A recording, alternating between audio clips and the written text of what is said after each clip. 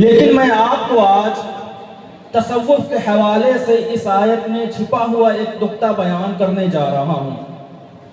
میرے ذہن میں وہ سوال ہے، چونکہ خود میں تصوف سے جڑا ہوا ہوں اور کچھ کتابیں مطالعے میں رہتی ہیں، تو کچھ ایسے فرقے وجود میں آ گئے جنہوں نے کہا کہ تصوف دراصل کوئی شے نہیں ہے، اس کا اسلام سے کوئی تعلق نہیں ہے۔ کچھ لوگ ایسے بھی ہیں جو بہت زیادہ حد سے غلو کر گئے، تعصب نے ان کی نگاہوں پر پردہ ڈال دیا اور وہ یہاں تک کہہ بیٹھے کہ تصوف دراصل دوسرے مذاہب سے لی ہوئی چند چیزوں کا نام ہے۔ لیکن ان نادانوں نے، ان کم عقل لوگوں نے قرآن کریم کی نہ صحیح تفسیر سے رہنمائی حاصل کی، نہ ائمہ کرام کے عملی سلوک سے، اور نہ صوفیاء کرام کی کتابوں سے ان کی صحبت میں رہ کر کے تعلیم حاصل کی، اس لیے وہ اس طرح کی باتیں کیا کرتے ہیں۔ میں نے آیت کریمہ تلاوت کی، اس طرح کی اس سے ملتی جلتی آیتیں، متعدد آیتیں قرآن پاک میں ہے۔ ان تمام آیتوں میں تصوف کا براہ راست ذکر ہے۔ میں نے آیت کریمہ تلاوت کی، لَقَدْ مَنَّ اللَّهُ عَلَى الْمُؤْمِنِينَ إِذْ بَعَثَ فِيهِمْ رَسُولًا، کہ اللہ تبارک و تعالیٰ نے مومنین پر احسان کیا۔ اِذْ بَعَثَ فِيهِمْ رَسُولًا، کہ جب ان میں ایک رسول بھیجا، انہی میں سے، من انفسہم، انہی میں سے ایک رسول بنا کر کے بھیجا۔ اب رسول کا کام کیا ہوتا ہے؟ آگے آیت کریمہ میں اس پر روشنی ڈالی جا رہی ہے کہ رسول کیوں بھیجا ہے، رسول کی بعثت کا مقصد کیا ہے۔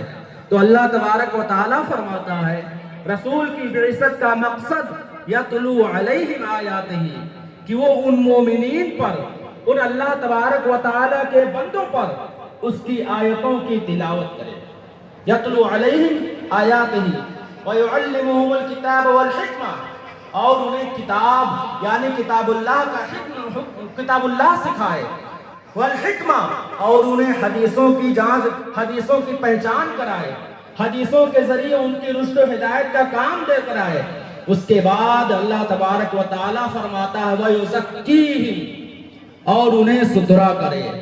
اب جب اس آیتوں کی تفسیر میں آپ جائیں گے، مختلف مفسرین کرام نے اس بات پر اپنا قول ظاہر کیا ہے کہ جو وَيُزَكِّيهِمْ ہے، وَيُعَلِّمُهُمُ الْكِتَابَ وَالْحِكْمَةَ، یہاں سے سمجھ میں آ جاتا ہے کہ کتاب کا حکم سکھا دیا گیا، حکمت سکھا دی گئی، لیکن صرف سکھا دینے سے کام نہیں چلا کرتا ہے، صرف علم حاصل کر دینے سے آدمی مکمل نہیں ہو جاتا ہے۔ اس کے ساتھ ساتھ رسول کی بعثت کا مقصد یہ ہے کہ انہیں ستھرا کر دے، انہیں پاک کر دے، انہیں صاف کر دے۔ اور جب آپ تصوف کی کتابوں کا مطالعہ کریں گے، صوفیاء کرام کی بارگاہ میں رجوع کریں گے، تو جو تصوف کی تعریف ملتی ہے وہ یہ کہ تصوف تزکیہ نفوس کا نام ہے، یعنی انسان کے نفس کو ستھرا کر دینا، پاک کر دینا، صاف کر دینا، اسی کا تو نام تصوف ہے۔ اور اسی مقصد کے لیے رسول اللہ صلی اللہ تعالی علیہ وسلم کی بعثت ہوئی ہے، جیسا کہ اللہ تبارک و تعالیٰ نے قرآن پاک میں ارشاد فرمایا۔ تو صرف اس آیت کریمہ پہ تین چیزیں ہیں، یتلو علیہم آیاتہ، سب سے پہلا مرحلہ جو انسان کے لیے آتا ہے وہ یہ ہے کہ اللہ تبارک و تعالیٰ کی آیتیں اس پر تلاوت کی جاتی ہے، انسان غور کرتا ہے، فکر کرتا ہے، سوچتا ہے، تب جا کر کے جب اللہ تبارک و تعالیٰ کو اس کی ہدایت منظور ہوتی ہے تو وہ ایمان لے آتا ہے۔ پھر اس کے بعد جو اگلا مرحلہ آتا ہے وَيُعَلِّمُهُمُ الْكِتَابَ، یعنی انہیں کتاب کا حکم، انہیں کتاب کا علم سکھایا جاتا ہے، انہیں کتاب سے حلال و حرام کے مسائل بتائے جاتے ہیں، شریعت کا علم دیا جاتا ہے، والحکمہ، اور اسی طرح حکمت کا علم دیا جاتا ہے، یعنی احادیث رسول کا حکم دیا جاتا ہے، احادیث رسول کا علم دیا جاتا ہے۔ اب جب آپ نے کتاب اللہ یعنی قرآن پاک کے علم کو جمع کر لیا، حدیث رسول کے علم کو جمع کر لیا، حلال و حرام کے مسائل کو جان لیا، جائز و ناجائز کے مسائل کو جان لیا، تمام شریعت کے علوم سے واقف ہو گئے، شریعت پر عمل کرنے لگے، تو اس کے بعد جو مرحلہ آتا ہے وہی مرحلہ تصوف کہلاتا ہے، جسے اللہ تبارک و تعالیٰ نے وَيُزَكِّيهِمْ کے ذریعے بیان فرمایا۔ رسول کی بعثت کا مقصد کہ اس کے بعد علم سکھانے کے بعد انہیں صاف ستھرا کر دے، اور یہی تصوف ہے۔ آپ کو معلوم ہے کہ جب انسان کسی سلسلے سے وابستہ ہوتا ہے تو اسے اس کے نفس کی صفائی کی جاتی ہے. جب انسان، آپ پریکٹیکلی دنیا میں دیکھیں، انسان مال و دولت حاصل کرتا ہے، دنیا میں کمانے میں ذریعہ معاش میں جب لگ جاتا ہے، مال و دولت کمانے لگتا ہے، تو کبھی مال کی محبت آ جاتی ہے اس کے دل میں، کبھی مرتبے کی محبت، جاہ و منزلت کی محبت اس کے دل میں آ جاتی ہے. جب علم حاصل کرتا ہے تو کبھی علم کا غرور کبھی دل میں سما جاتا ہے. اسی طرح مختلف مواقع آتے ہیں، گھر کے معاملات ہوں یا باہر کے معاملات ہوں، کبھی تکبر کا نشانہ انسان بن جاتا ہے، کبھی حسد کا نشانہ انسان بن جاتا ہے، کبھی غیبت کرنے لگتا ہے انسان، حالانکہ اس کے سب معلوم ہوتا ہے کہ یہ چیزیں ناجائز ہیں، یہ چیزیں اللہ تبارک و تعالیٰ نے منع کی ہیں، یہ چیزیں سب حرام ہیں، لیکن پھر بھی انسان غفلت کا شکار رہتا ہے. تو پتہ چلا علم ہونا کچھ اور ہے اور اس پر عمل کر کے تزکیہ نفوس حاصل کرنا کچھ اور ہے. اور وہی کام صوفیاء کرام اپنے مریدین سے کیا کرتے ہیں کہ جب انسان علم حاصل کر لیتا ہے، انسان شریعت کے احکام سے واقف ہو جاتا ہے، تب جا کر کے صوفیاء کرام کی بارگاہ میں انسان ہو، خواہ وہ دنیا دار ہو، خواہ وہ دیندار ہو، خواہ وہ عالم ہو، صوفیاء کرام کی بارگاہ میں رجوع کرتا ہے، ان کے چوکھٹ پہ دستک دیتا ہے. اس کے بعد اس کی پریکٹیکل زندگی شروع ہوتے ہے وَيُزَكِّيهِمْ کے تحت کہ ان کو ستھرا کیا جاتا ہے، ان کو صاف کیا جاتا ہے. یہاں تک کہ مرحلہ یہ آتا ہے کہ صوفی اس مرتبے تک پہنچ جاتا ہے من صفا للہ قلبہ، کہ اس کا دل اللہ کے علاوہ کسی کے لیے خالی نہیں ہوتا ہے. اس میں ذات جو سمائی ہوتی ہے وہ صرف اللہ تبارک و تعالیٰ کی ذات ہوتی ہے. اور صوفیاء کرام نے قرآن پاک کی ایک اور آیت سے صوفیاء کرام کا ذکر نکالا ہے. جب آپ تلاش کریں گے صوفیاء کرام کو تو لوگ کہتے ہیں صوفیاء کا ذکر قرآن میں نہیں ہے. صوفیاء کرام نے فرمایا آؤ میں تمہیں دکھاتا ہوں قرآن میں صوفیاء کرام کا ذکر کہاں ہے. وَالَّذِينَ آمَنُوا أَشَدُّ حُبًّا لِلَّهِ، یعنی وہ جو ایمان لائے اور وہ اللہ تبارک و تعالیٰ سے سب سے زیادہ محبت کرنے والے ہیں، انہی جماعت کو صوفیاء کی جماعت سے تعبیر کیا جاتا ہے. تو یہ صوفیاء کی تعلیم ہے. جب انسان اپنے ظاہر کو چمکانے کی کوشش کرتا ہے، شریعت نماز پڑھتا ہے، روزے رکھتا ہے، زکوٰۃ دیتا ہے، حج کرتا ہے، یہ تمام ظاہری اعمال جو ہیں وہ ایک زمانے تک کرتا رہتا ہے، لیکن جب یہی اعمال دھیمے دھیمے اس کے دل میں سرایت کرنے جائے، اس کے دل میں اترتے چلے جائیں. نماز انسان پہلے پڑھتا تھا تو اللہ تعالیٰ کے خوف کی وجہ سے پڑھتا تھا، لیکن جب تصوف کے مرحلے میں داخل ہوتا ہے، صوفیاء کرام سے وابستہ ہو جاتا ہے، صوفیاء کرام کی جماعت میں داخل ہوتا ہے، تو پھر انسان جب ہے تو وہ عشق الہی میں سرشار ہو کر کے نمازیں پڑھا کرتا ہے. وہ جب روزے رکھتا ہے تو اللہ تعالیٰ کی محبت میں روزے رکھتا ہے. وہ جب زکوٰۃ دیتا ہے تو اس نیت سے زکوٰۃ دیتا ہے کہ جو کمایا وہ بھی اللہ تعالیٰ کا ہے اور جو دیا وہ بھی اللہ تعالیٰ کے بندے کا کچھ نہیں ہے. بلکہ صوفیاء کرام کی تعریف میں یوں تو صوفیاء کرام کی بہت ساری تعریف کی گئی. ایک تعریف یہ بھی ہے من لا یملک ولا یملک، جو نہ خود مالک بنے نہ مالک بنائے، یعنی نہ اسے مالک بنایا جائے اور نہ وہ خود سے مالک ہو، یعنی جو بھی اس کے پاس آئے وہ سب اور سب اللہ تعالیٰ کی راہ میں خرچ کر دے. اسے بھی صوفیاء کرام کے نام سے تعبیر کیا جاتا ہے. تو یہ صوفیاء کرام مختلف تعریف ہیں.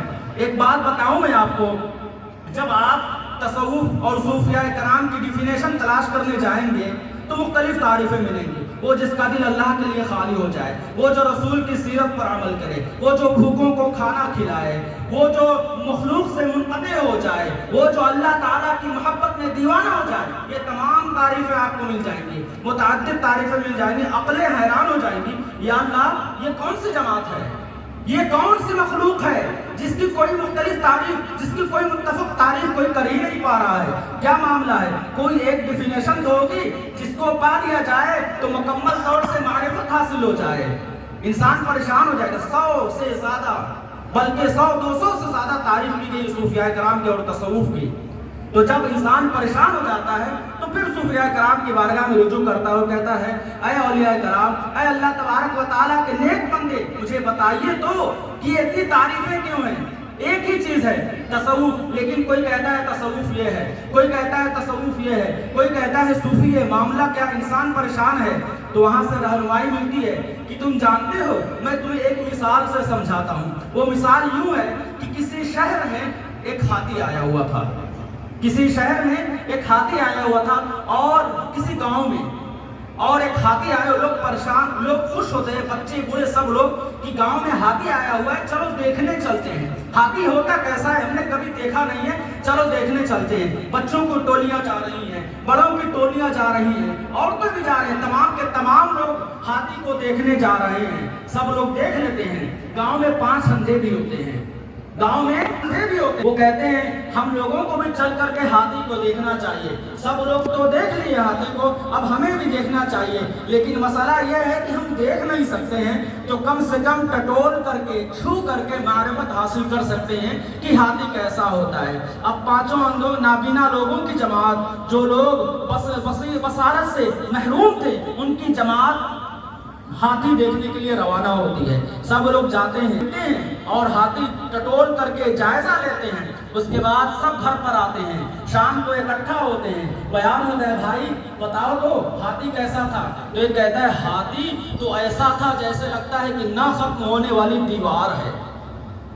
दूसरा बोलता है अरे भाई तुम झूठ बोल रहे हो, हाथी ऐसा नहीं है, हाथी चट्टान की तरह नहीं है, हाथी न खत्म होने वाली दीवार की तरह नहीं है, बल्कि हाथी को तो वो एक बड़ा सा पिलर है जो हाथ में समा ही नहीं रहा है, एक भारी भरकम बड़ा पिलर है, उसी को लोग हाथी कहते हैं। तीसरा बोलता है भाई तुम कौन सा हाथी देख करके चले आए हो, तुमने तो हाथी देखा ही नहीं, हाथी तो सूप जो होता है उसकी तरह होता है, हाथी मैंने वो देखा है। चौथा कहता है अरे भाई तुम कौन सा हाथी देखा हो, मैंने तो देखा है कि हाथी झाड़ू की तरह होता है।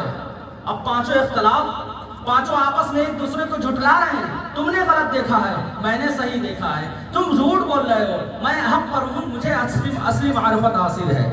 तमाम के तमाम लोग, एक उधर से बीना का गुजर हुआ, देखने वाले का गुजर हुआ, उसने कहा भाई तुम लोग किस बात पर झगड़ रहे हो, आखिर मामला क्या है, तुम झगड़ क्यों रहे हो। तो कहते हैं देखो भाई सब लोग हाथी देखने गए, हम भी गए हाथी देखने, लेकिन हम सब देख करके आए, अब सब में इख्तिलाफ हो गया।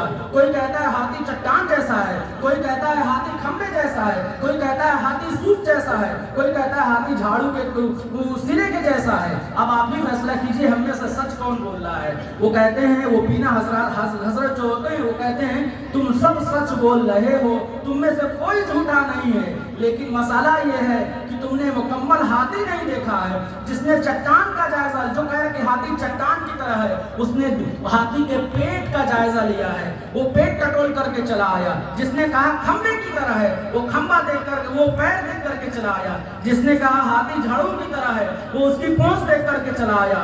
जिसने कहा हाथी सूप की तरह है, वो कान देख करके चला आया। बिल्कुल यही मामला तसव्वुफ का है। असल तसव्वुफ की मारिफत सूफियाए कराम फरमाती है ऐसा समंदर है कि इसकी हकीकी मारिफत, इसकी मुकम्मल मारिफत हासिल नहीं होती है। जो जितना हासिल कर लेता है उसी के मुताबिक तारीफ कर देता है। कोई कहता है खाना खिलाने का नाम तसव्वुफ है, कोई कहता है अल्लाह से जुड़ जाने का नाम तसव्वुफ है, कोई कहता है अखलाक इलाही को अपना लेने का नाम तसव्वुफ है। ये तमाम तारीफें इसलिए मुख्तलिफ हैं कि मुकम्मल मारिफत बहुत कम लोगों को हासिल होती है। अल्लाह तबारक व तआला से दुआ है कि हम सबको सूफियाए कराम के दरों से वाबस्ता रहने और उनकी तालीमात पर अमल करने की तौफीक अता फरमाए। व आखिरु दअवाना अनिल हम्दुलिल्लाहि रब्बिल आलमीन।